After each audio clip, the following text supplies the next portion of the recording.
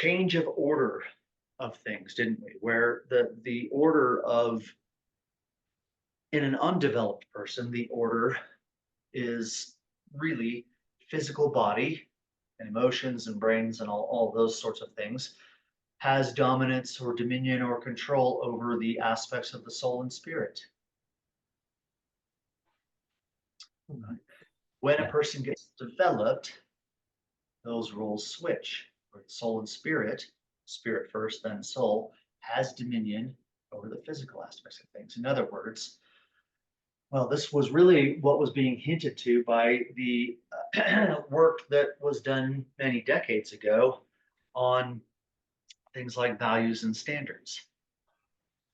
It was meant to get a person outside of the body and into having the spiritual aspect or soul aspect, being able to control what one does. So, same thing, actually, it's the same thing that was talked about in the Bible with the idea of turn the other cheek. It's not like, someone comes up and slaps you upside the head that you just go, okay, thank you very much, please have a go at this side as well. It has to do with this concept of the higher controlling the lower. You understand? Because if someone were to go up and slap you in the face, you'd probably go, let's go, right? Because that's the physical aspect of it, right? That's where the body, the lower center, say, no, not taking this anymore. I'm gonna fight you, whatever the case might be. And people, no matter how Christian, if I can use that word in quotation marks, no matter how Christian they might be, without that level of development, it's not going to become that. And even if it does, generally speaking, it's going to be because they were told to do it, not because it was natural and endemic to their level of development. That's a Yeah. huge difference. Yeah? You can be ordered not to do something. I mean, here, perfect example. You get pulled over by the police. Mm. Yeah. Now, if you've got a temper, most people still, when they're pulled over by the police, speeding, whatever the case is, will have a modicum of self-control, won't they?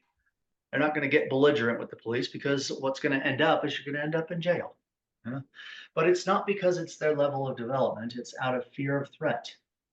And so, generally speaking, in the context of turn the other cheek from the Christian standpoint, it's a rule or a fear of threat.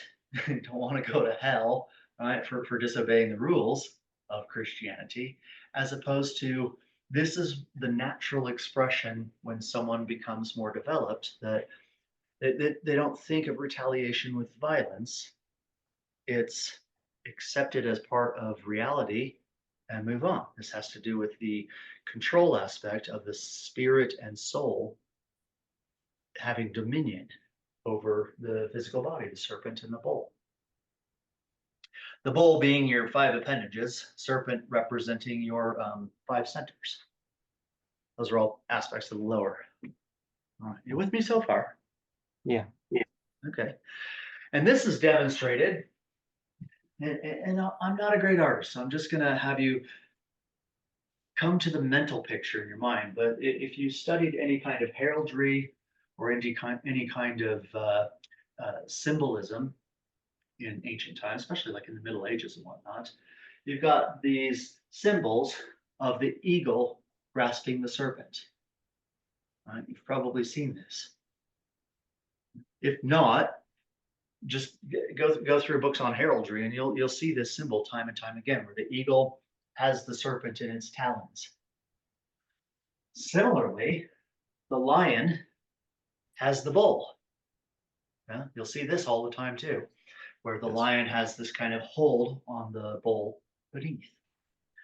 The idea is that the eagle eventually devours the serpent, and the lion devours the bull. This has to do with the idea of having your higher spiritual aspects of oneself consume the personality in favor of essence,